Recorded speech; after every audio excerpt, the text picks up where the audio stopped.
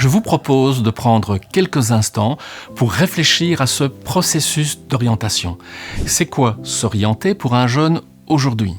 Cette présentation s'adresse aux élèves de fin du secondaire qui doivent faire des choix pour leur avenir, mais aussi aux parents, aux adultes en général, qui souhaitent accompagner le jeune dans ce processus de décision. Pour se donner un cadre général, je vous propose de partir d'un exemple, une image, pour se représenter les étapes clés de l'orientation.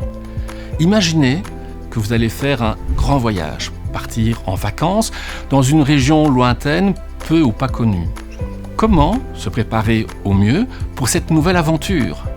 2 grosses questions vont occuper votre esprit.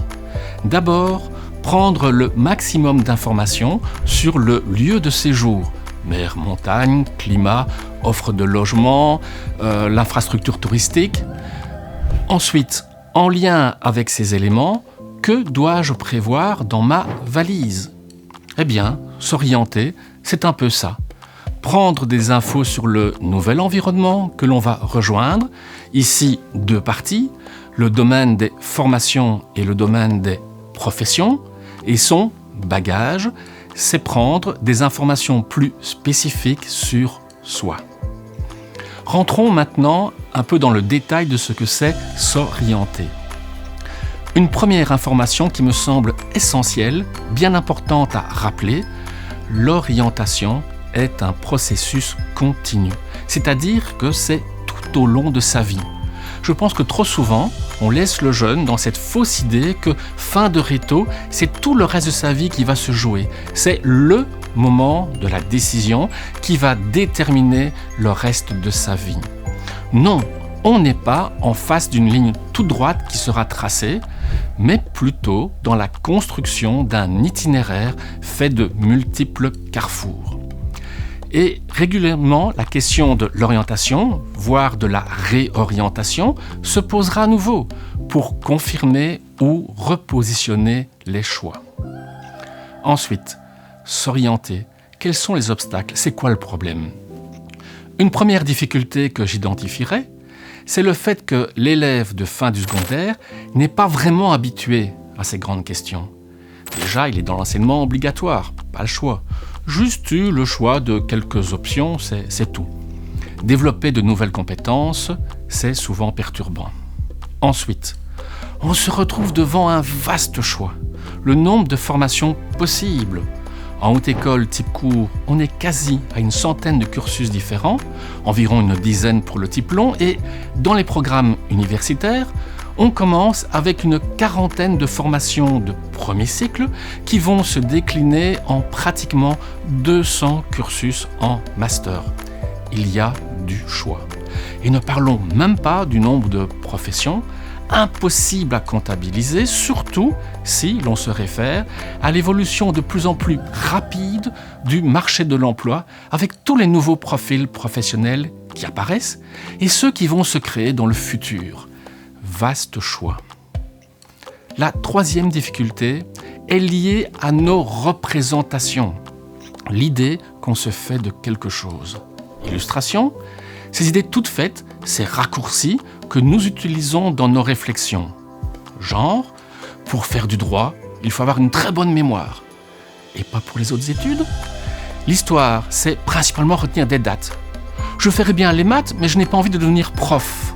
Or, l'enseignement, c'est à peine 25% des débouchés en mathématiques, par exemple. 4e point à épingler. La tendance à vouloir décider le plus vite possible. C'est rassurant d'avoir une réponse à ces questions existentielles. On souhaite vite se retrouver dans une position confortable du « je sais ce que je vais faire ». Le danger, c'est que le jour, le moment où je décide, je le fais en fonction des informations que j'ai à ce moment. Or, tout le travail d'orientation consiste, on le verra, à récolter le plus d'infos possible pour, à un moment donné, pouvoir décider en bonne connaissance de cause. S'orienter, il faut prendre le temps nécessaire. La décision peut aller très vite. Par contre, aller chercher des informations pertinentes confronter ces observations, il faut avancer avec du temps. Et là, le rôle des parents n'est pas toujours évident. Stimuler, mais pas substituer. Il faut trouver le juste milieu. On vient d'épingler quelques obstacles à franchir dans le processus d'orientation. Face à cela, quelles compétences faudrait-il mettre en œuvre ? La première n'est pas spécialement évidente, déjà pour tout le monde, mais peut-être encore plus pour des jeunes en construction. Avoir confiance en soi. Choisir, c'est toujours faire un pari. On prend clairement un risque. Qui peut me garantir que je fais le bon choix ? Dans ces conditions, pour oser décider, il faut avoir une relative bonne image de soi. Tout un programme. Autre compétence, c'est la capacité à trier l'information. Est-ce que l'information que j'ai là est pertinente pour faire un choix ? Illustration, pourquoi faire médecine ? Pour aider les gens. Point. J'entends cela régulièrement. Il n'y a vraiment que le médecin qui aide les gens ? À quoi servent toutes les autres professions alors ? Mais plutôt, qu'est-ce qui distingue le rôle du médecin dans notre société par rapport au rôle du kiné, pour rester dans le domaine médical par exemple, ou de l'assistant social ? Autre exemple, le voisin de mon père dit qu'il n'y a pas de débouché dans les études en philosophie et lettres. Ce voisin, c'est le doyen de la faculté de philosophie et lettres ? Ou bien est-il sociologue, économiste ? Travaille-t-il au forum ? C'est toute la question du crédit que je devrais attribuer à une source d'information. Tout un travail à faire. Autre point, capacité à juger, à hiérarchiser. Toutes les infos récoltées ne doivent pas être traitées sur un même pied.